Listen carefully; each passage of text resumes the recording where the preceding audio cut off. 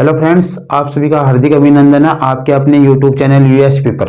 मैं हूं सुरेंद्र कुमार काला और अपने जो एनटीपीसी पेपर सॉल्यूशन की जो सीरीज चल रही थी उसमें आज हम पेपर लेकर आए हैं स्टेज फर्स्ट का 4/4/2016 का शिफ्ट 1 का, जिसे हम हल कर रहे हैं। तो देखो आगे बढ़ते हैं उसके लिए। तो एक पुस्तक का विक्रय मूल्य उसके क्रय मूल्य का 19/15% है, तो लाभ प्रतिशत ज्ञात कीजिए। अब देखो इसमें कुछ करने की आवश्यकता ही नहीं पड़ रही है आपको, ये कह रहा है लाभ प्रतिशत ज्ञात करना है। पहला क्वेश्चन कर रहे हैं 19/5 दिया इसने और इससे हमें लाभ प्रतिशत ज्ञात करना है। तो लाभ तो ये तो क्रय मूल्य और ये विक्रय मूल्य, ऐसा देख लो, इससे सीधा हो जाएगा। कैसे हो जाएगा? देखो लाभ कब होगा? लाभ तो तभी होगा ना जब विक्रय मूल्य क्रय मूल्य से ज्यादा होगा। तो 19 रुपए विक्रय मूल्य और क्रय मूल्य 15 रुपए, और दोनों का लाभ कितना हो गया? दोनों का लाभ हो गया 4 रुपए। ये क्या हो गया आपका लाभ। अब हमें क्या निकालना है? लाभ प्रतिशत निकालना है। तो लाभ प्रतिशत बराबर लाभ बटा क्रय मूल्य गुणा 100। लाभ बट्टा क्रय मूल्य गुणा 100। तो इसको काटेंगे तो देखो यहाँ पे 20 और यहाँ पे 3, तो ये क्या हो गया 80/3। भाग देंगे 2 बार 20, 6 फिर 0.66 यानी 26.67%। 26.67% जो आपका ऑप्शन है वो आपका ऑप्शन सी। पहले क्वेश्चन का जवाब होगा 26.67%। उसको अब दूसरा क्वेश्चन है उस कोण का माप ज्ञात करो जो अपने संपूरक कोण का 1/4 गुना हो। अब देखो कोण है और संगत संपूरक कोण है, ठीक है। अब देखो उस कोण का मान ज्ञात करना है जो अपने संपूरक कोण का क्या है 1/4 गुना। तो देखो ये तो 1 हो गया और ये 4 गुना हो गया। इसको 1/4 से गुणा करेंगे तो इसके बराबर आ जाएगा। और ये दोनों क्या है? संपूरक कोण है, तो दोनों का टोटल कितना होगा? 1 + 4y कितना होगा? 180। क्या हो गया? 180। तो 5 = 180 और 1 = 36। क्या हो जाएगा? 36। हमें 1 का मान ही चाहिए था और 1 का मान ही आ गया 36, और वो ऑप्शन आपका बी। तो उस कोण का मान 36 डिग्री, सॉरी दूसरे में लगा दिया मैंने, यहाँ पे 360 है, वो ऑप्शन है आपका बी ऊपर वाले में, ठीक है। फिर देखो हम आगे क्वेश्चन करते हैं। वो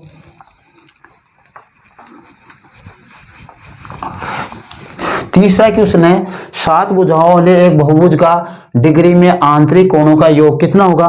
तो डिग्री में आंतरिक कोणों का योग का सूत्र होता है 2n-4 × 90 डिग्री। इससे मान आ जाएगा वो। तो n क्या है? भुजाओं की संख्या है। n क्या है? भुजाओं की संख्या है। तो देखो भुजा कितनी है इसमें? भुजा 7 है, तो 7 दूनी 14 हो गए ना। 7 दूनी 14 - 4 × 90, और क्या हो गया 10 × 90 डिग्री = 900 डिग्री। क्या हो गया? 900 डिग्री। और इसका ऑप्शन हो जाएगा आपका डी 900 डिग्री, ठीक है। आगे बढ़ते हैं। देखो चौथे क्वेश्चन पर 8 अवलोकनों का मध्य 10.5 है। यदि 7 अवलोकन यह है तो 8वां अवलोकन ज्ञात कीजिए। तो देखो हमें करना है क्या है, ये 7 है, इनमें देखो क्या करना है, इसको जो माध्य दिया गया उसको 8 से गुणा कर दो और इनका टोटल उसमें से घटा दो। ऐसा ही करना है, यही तो करना है। तो देखो सीधा करो आप इसको 10.5 × 8 और माइनस इनका टोटल जो इनमें से घटा देंगे। तो देखो टोटल देखो मैं यहाँ पे कर लेता हूँ 18, 25, 25 और 34 और 44 और 46, 56, 56 और 63, 73 और 71, 81 हो गए। क्या हो गए? ये हो गया। इनका टोटल कितना हो गया? 81 हो गया। अब इनका जो अंतर आएगा वो आ जाएगा। तो देखो 40, 80 और 4 84 - 81 = 3। इसका ऑप्शन क्या आएगा आपका? 3, जो है आपका सी ऑप्शन। क्या किया, औसत को संख्याओं की से गुणा कर दिया और जो 7 संख्याओं का योग था उसमें से घटा दिया। जब 8 संख्याओं से औसत को गुणा किया तो 8 संख्याओं का योग आ गया और फिर 7 संख्याओं का योग उसमें से घटाया तो एक संख्या आ गई जो क्या थी, 3 थी। जो क्या थी, 3 थी। अब आगे देखो 5वां क्वेश्चन है, एक दुकानदार 20 कुर्सियां बेचकर 4 कुर्सियों के विक्रय मूल्य के बराबर लाभ कमाता है। तो लाभ बराबर विक्रय मूल्य माइनस क्रय मूल्य। तो देखो 20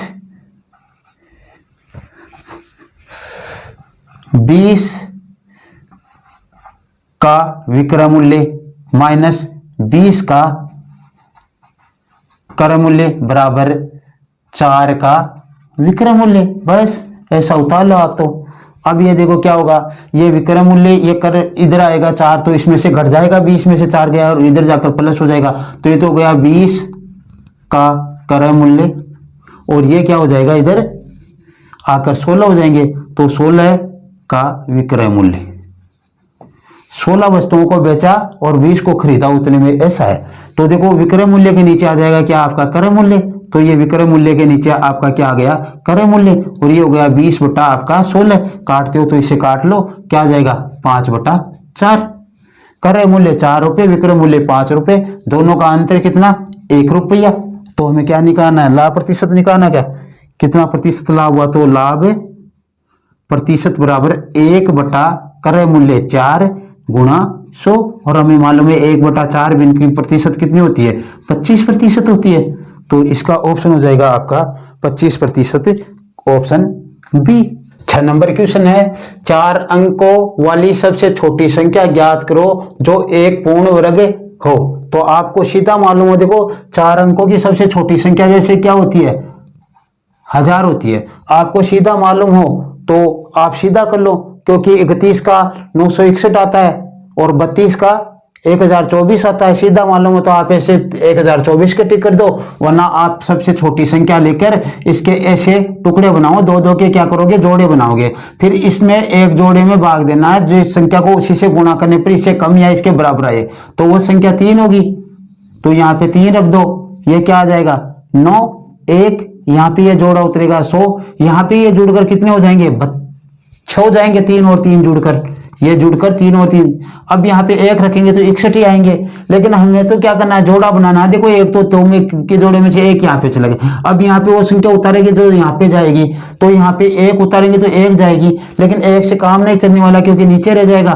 तो ऊपर चलो, अपने ऊपर चलने के लिए हम इसे 2 से गुणा करके देते हैं। तो 2 से गुणा करेंगे तो देखो इन दोनों 2 में से 2 यहाँ पे चले गए और ये क्या हो गया 124। और जो आपका शेषफल बचा है, इसको घटाने पर इस 100 में से इसको घटाएंगे तो माइनस के 24। ये माइनस के जो 24 बचे हैं वो इस 1000 को पूर्ण वर्ग बनने से रोक रहे हैं। ये कह रहा है नहीं, ये पूर्ण वर्ग नहीं है, मेरे को इसमें जोड़ोगे, 24 को इसमें जोड़ दोगे तब जाकर ये पूर्ण वर्ग बनेगा। तो कितना कम पड़ रहा है, 24। तो 1000 में आप 24 जोड़ दो और पूर्ण वर्ग संख्या 1024 हो जाएगी।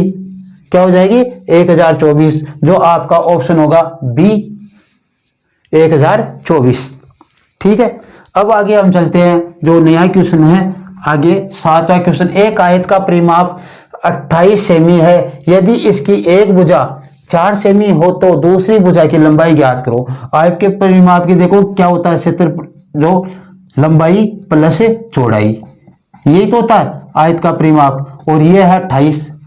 देखो मैं सीधा भाग देता हूं, इधर यहां पे आ गए 14 और लंबाई रख लो। लंबाई कितनी दी इसने,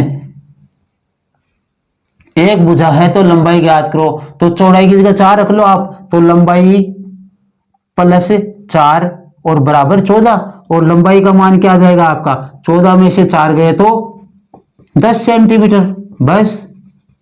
और ये 10 सेंटीमीटर आपका ऑप्शन है डी, 10 सेंटीमीटर, ऑप्शन डी। ठीक है, अब देखो 48 के सभी धनात्मक गुणनखंडों की माध्यिका ज्ञात करो। 48 के सभी धनात्मक गुणनखंडों की क्या करनी है, माध्यिका ज्ञात करनी है। तो 48 में भाग जाने वाले गुणनखंड, देखो 48 में किस किस का भाग जाता है, 1 नंबर पर 1 का, फिर 2 का भी जाता है, 3 का भी जाता है, 4 का भी जाता है, 5 का नहीं जाता, 6 का जाता है, 7 का नहीं जाता, 8 का जाता है, 9 का नहीं जाता, 10 का नहीं जाता, 11 का नहीं जाता, 12 का जाता है, 13 का नहीं जाता, 14 का नहीं जाता, 15 का नहीं जाता, 16 का जाता है, 16 के बाद में 17 का नहीं, 18 का नहीं, 19 का भी नहीं, 20 का भी नहीं, 24 का जाता है, उसके बाद में 24 का और फिर 48 का आधे के बाद में। इन सब की क्या करनी है, माध्यिका ज्ञात करनी है। तो ये क्या है, सभी आरोही क्रम में प्राप्त हो गए हमारे को। इनकी माध्यिका ज्ञात करनी है। कितने हो गए, 1 2 3 4 5 6 7 8 9 10, 10 हो गए ये। तो 10 यानी n बराबर 10 सम है। तो माध्यिका के लिए क्या करेंगे, n बटा 2 प्लस n बटा 2 प्लस 1 व पद, और उनका क्या करेंगे, माध्य ले लेंगे। तो देखो n, पहले तो हम देखो क्या करते हैं, इसका ऐसे निकालो, इसका क्या हो जाएगा, 10 बटा 2 प्लस, या ले लो इनमें से, या तो आएंगे नहीं क्योंकि दोनों को लेकर करेंगे, तो प्लस करो 10 बटा 2 प्लस 1, और बट्टा ये 2 आ रहे हैं, माध्यिका निकल जाएगी, 5वां प्लस 6वां, क्यों, ये 1 जुड़ेगा तो 6वां बटा 2, तो ये पद हो जाएंगे 5वां और 6वां, तो 4, ये 5वां ये 6वां, इधर कितने आ गए, देखो ये तो 4 हो गए, कितने हैं कुल, 1 2 3 4 5 6 7 8 9 10, 10 तो 5 और 6वां ही तो होगा ना, 5 और 6, इधर कितने रह गए, 4 ही तो, हाँ, तो 5 और 6 6 और 8 को जोड़कर 2 का भाग दे दो, 2 का भाग दोगे 14 में 2 का भाग देने पर माध्यिका 7 आ जाएगी। क्या आएगी, माध्यिका 7। देखो देखिए इसमें 7 ऑप्शन है, क्या, ऑप्शन डी 7 माध्यिका। ठीक है, अब देखो आगे,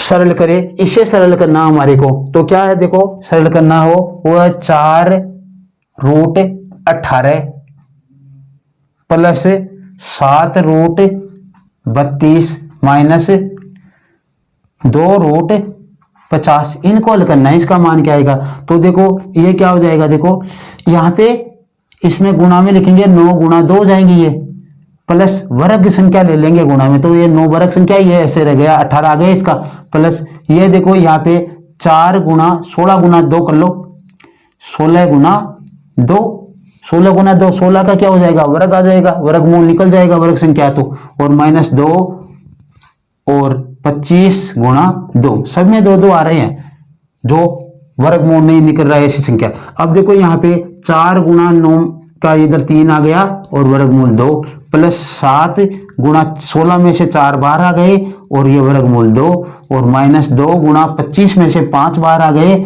और वर्गमूल 2। अब देखो क्या आया, ये तो 12 वर्गमूल 2 हो गया, और ये 14 28 हो गए, 7 चौक 28 √2, और ये हो गया माइनस के 10 √2। ठीक है, इनको जोड़ेंगे तो 40 √2 और वो हो गए 10 √2, दोनों में √2 2 है, इसका मतलब हम इसमें से घटाएंगे तो क्या आ जाएंगे, 30 √2, और 30 √2 आपका कौन सा ऑप्शन है, ए ऑप्शन है 30 √2।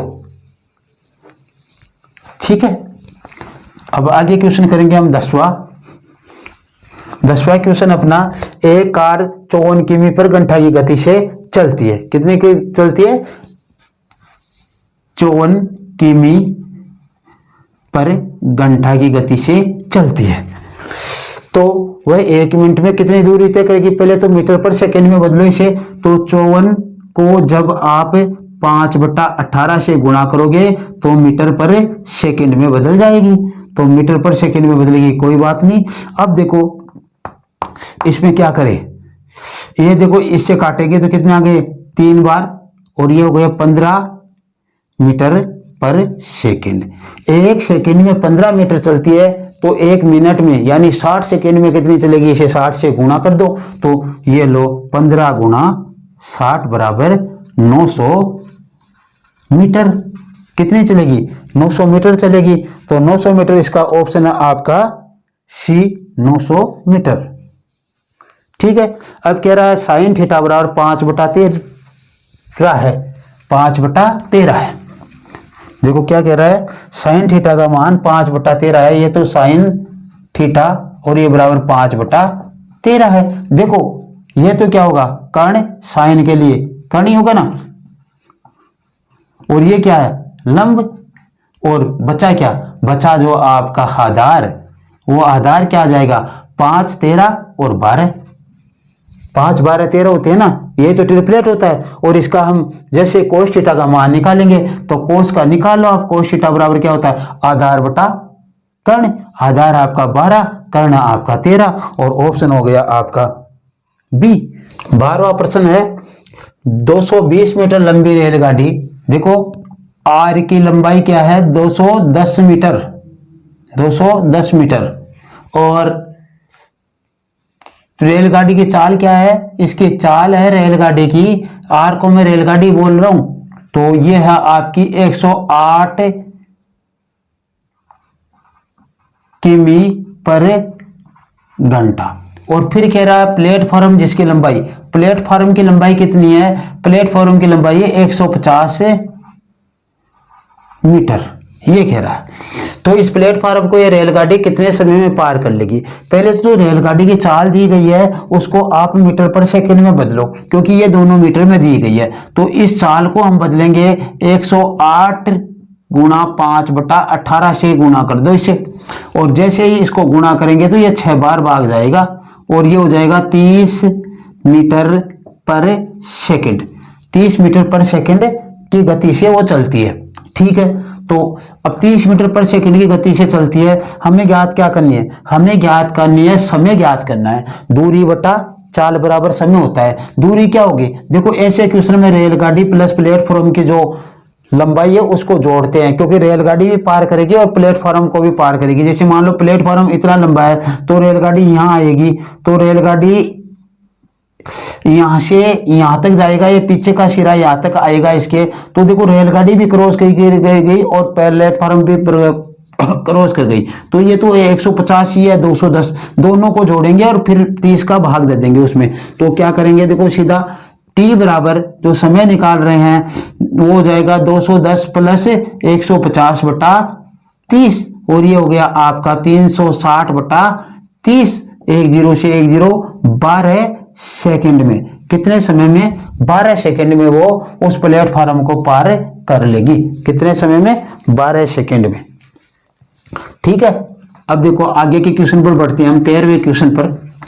13वां क्वेश्चन है अपना कि एक समद्विबाहु त्रिभुज में जो सर्वांगसम कोण, सर्वांगसम यानी बराबर के कोण, समद्विबाहु त्रिभुज है जिसकी दो भुजाएं बराबर है और उसके सर्वांगसम कोण की विपरीत भुजाएं यानी उनके सामने की भुजाएं विपरीत, यानी सर्वांगसम बराबर के कोणों के सामने की भुजाएं, समद्विबाहु त्रिभुज में दो भुजाएं बराबर होती है और दो कोण बराबर होते हैं उनके सामने के, जो कोण है उनके सामने की भुजाएं ये है, तो इन भुजाओं का आप बराबर रख दो और अक्ष का मान निकाल लो।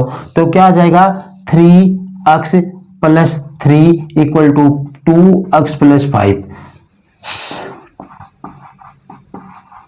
समद्विबाहु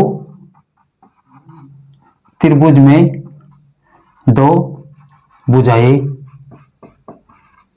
बराबर होती है, ये हमारे को मालूम है, तो कर लो इसको, दो को इधर लेकर आएंगे, 2x को, तो 3x - 2x और बराबर 5 - 3, और x बराबर आपका आ जाएगा 2, x का मान क्या आएगा 2, और 2 आपका जो ऑप्शन है वो आपका डी, x का मान 2। ठीक है, आगे क्वेश्चन देखो 14 नंबर क्वेश्चन है, दो संख्याओं का अनुपात 2:3 है, यदि उन संख्याओं में से 12 गठा दिया जाए, दोनों संख्याओं में से 12 गठा रहे हैं तो उनका अनुपात 5:8 हो जाता है, तो क्या ज्ञात करेंगे, वो संख्या ये ज्ञात करो। तो देखो संख्याओं का जो अनुपात दिया गया है वो दिया गया 2:, यह दिया गया 2:3, ये तो संख्याओं का अनुपात हमने यहाँ पे उतार लिया 2:3। फिर 12 गठाने पर कितने आ रहे हैं संख्याओं का अनुपात, 5:8 आ रहा है, तो 12 गठाने पर क्या आ रहा है, 5:8 आ रहा है। अब देखो हमें करना क्या, अंतर तो इनका 8 12 है दोनों में, तो करे कैसे, देखो इन दोनों का अंतर कितना है 3, इन दोनों का अंतर कितना है 5। तो इसको देखो 4 बनाओ और इसको 6 बनाओ, 2 से गुणा कर इसका अंतर 1 और इसका 2 हो जाएगा, नहीं चलेगा। इसको 3 से गुणा करेंगे तो ये 6 आ जाएगा और इसको 3 से गुणा करने पर ये 9 हो जाएगा। देखो ये 5 से 1 अधिक, ये भी 8 से 1 अधिक, दोनों का अंतर कितना है, इधर भी 1 और इधर भी 1 है।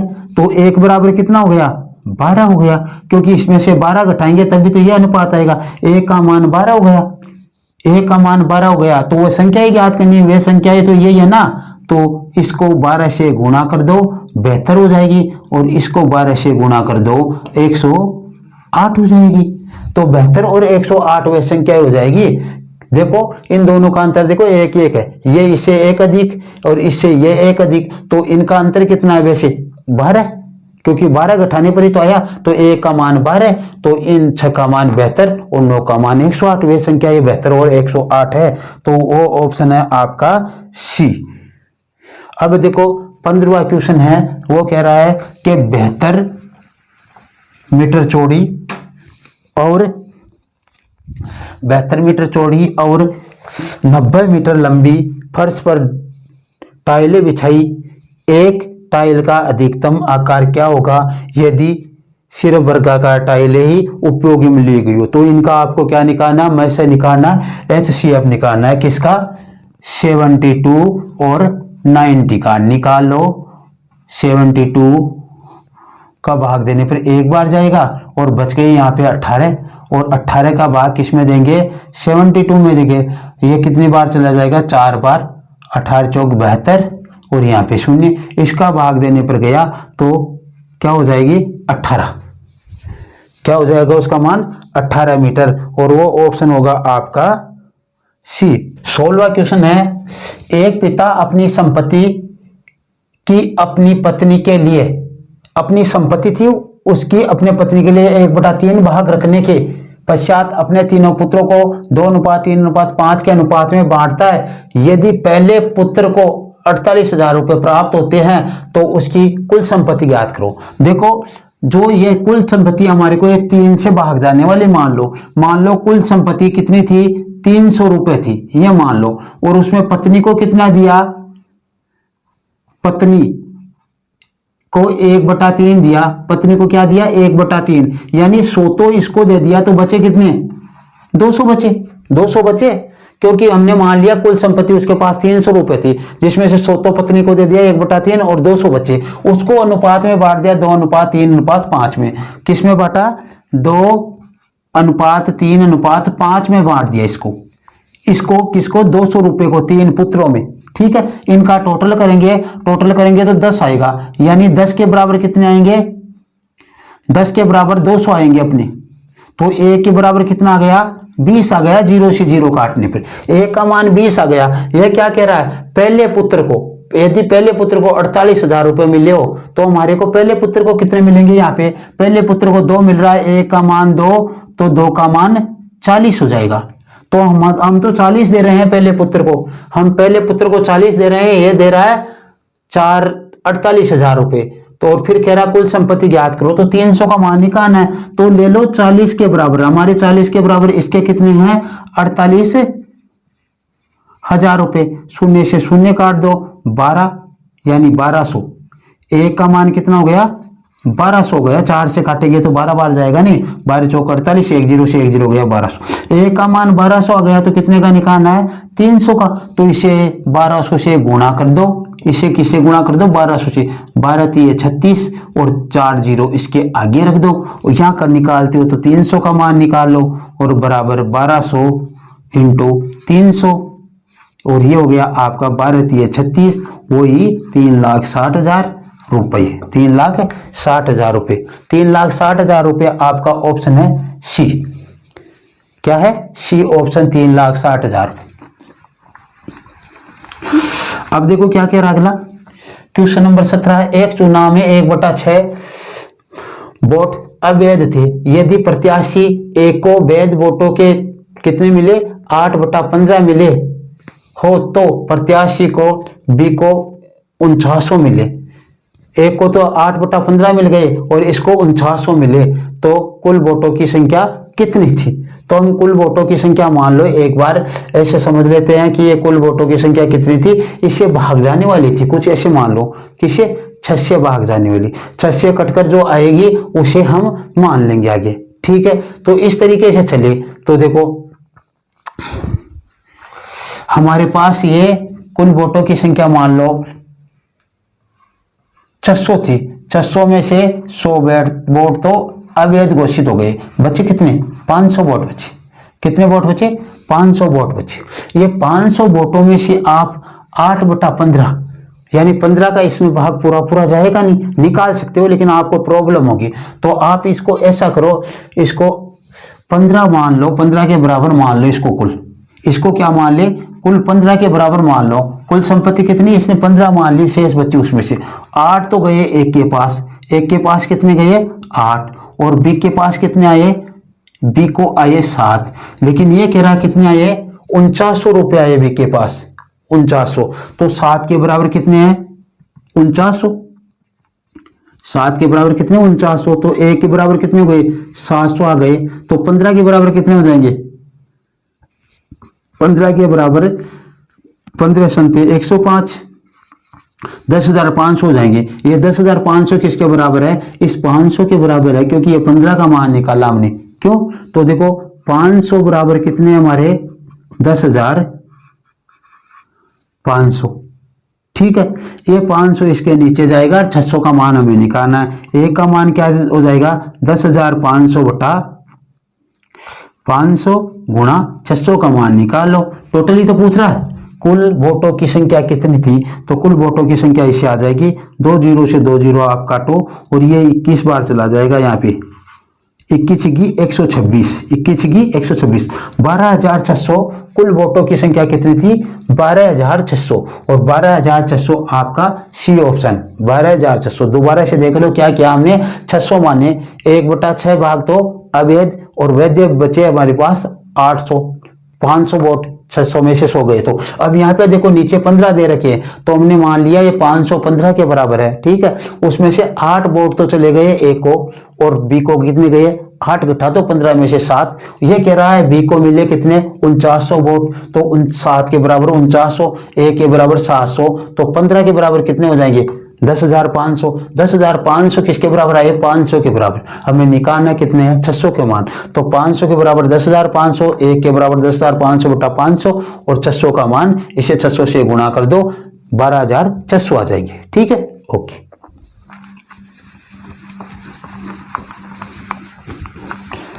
ये दिखाई तो दे रहा ना नीचे तक आप।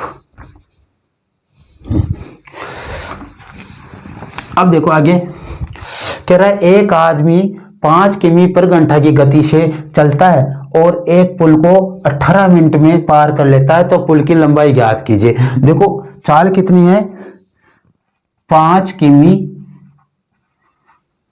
पर घंटा, इसको हमें मीटर पर सेकंड में बदल लो, तो 5 गुणा कितने से गुणा करेंगे 5/18 से गुणा करेंगे, यानी 25/18 मीटर पर सेकंड, लेकिन हमें तो मिनट में लाना है, मिनट में लाएंगे तो इसे कितने से गुणा करेंगे, देखो ये पर सेकंड की चाल है, इसे मिनट में लाने के लिए कितने से गुणा करेंगे 60 से गुणा करेंगे, 1 मिनट में आ जाएगा, फिर 1 मिनट में आएगा उसे कितने से गुणा करेंगे, वो देखो आगे आ रहा आपके कह रहा है पुल की लंबाई ज्ञात करने के लिए 18 मिनट में, 1 मिनट में इतना आ रहा है, तो 1 मिनट को 18 से गुणा करेंगे तो 18 मिनट में आ जाएगा, 18 से 18 को काट दो, 25 की 150 के आगे 1 जीरो, यानी 1500 मीटर, कितना हो जाएगा 1500 मीटर हो जाएगा, और 1500 मीटर इसका ऑप्शन जो आपका है वो आपका ए, क्या है ए ऑप्शन।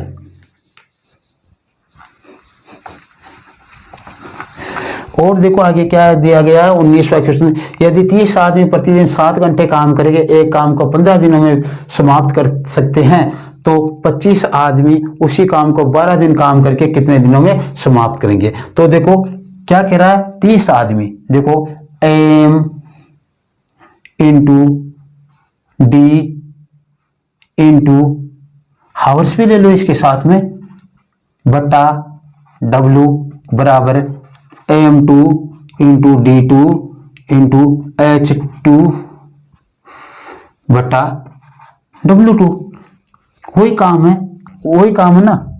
12 दिन काम करके कितने दिन में समाप्त करते? 30 आदमी है, देखो 30, तो 30 गुणा 7 और बीच में कितना आ जाएगा आपको? 15 दिन, ठीक, बट्टा एक काम और बराबर दूसरे में क्या दिया है? 25 गुणा 12, 25 गुणा 12, काम तो वही है और ये हमें क्या निकालना है? समय निकालना है घंटों में। तो ये लो H2 का मान निकालना है। ये देखो इसके नीचे आ जाएंगे तो देखो 30 गुणा 15 गुणा 7 बटा 25 गुणा 12 और बराबर H2 का मान आ जाएगा घंटों में। निकाल लो, निकालोगे तो देखो इसको काटो आप 3 बार और ये 5 बार और इसको काट दो 6 बार, 5 6 दूनी 12, 21 बटा 2 आए बराबर 10.5 घंटे हो जाएंगे। कितने हो जाएंगे? 10.5 घंटे। और 10.5 घंटे आपका ऑप्शन बी है, 10.5 घंटे ऑप्शन बी होगा आपका, ठीक है। अब देखो आगे,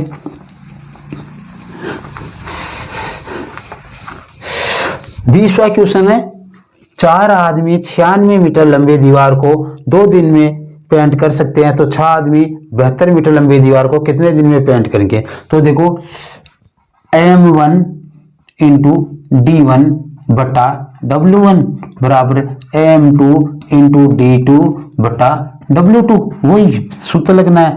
4 गुणा 2, 4 गुणा 2 और बटा भरा कितना है? 96 मीटर लंबी दीवार है तो 96 नीचे ले लो आप और बराबर ये कितने हो जाएंगे? देखो 72 तो नीचे आ जाएंगे इधर, 72 नीचे और फिर ऊपर क्या आएगा आपके? क्या दे रखा? 6 और इंटू D2, आदमी था नहीं है 6 आदमी, हाँ तो D2 आ जाएगा वहां। D2 का मान हमें निकालना है तो देखो D2 का मान निकालेंगे तो क्या हो जाएगा? 4 गुणा 2 बटा 96 इंटू ये 72 ऊपर जाकर गुणा हो जाएंगे और ये 6 आ जाएंगे नीचे और 12 छिकी 72, 12 अंटे 96, 4 दूनी 8, 2 एकम 2, D2 का मान क्या हो जाएगा? 1 डे, क्या हो गया?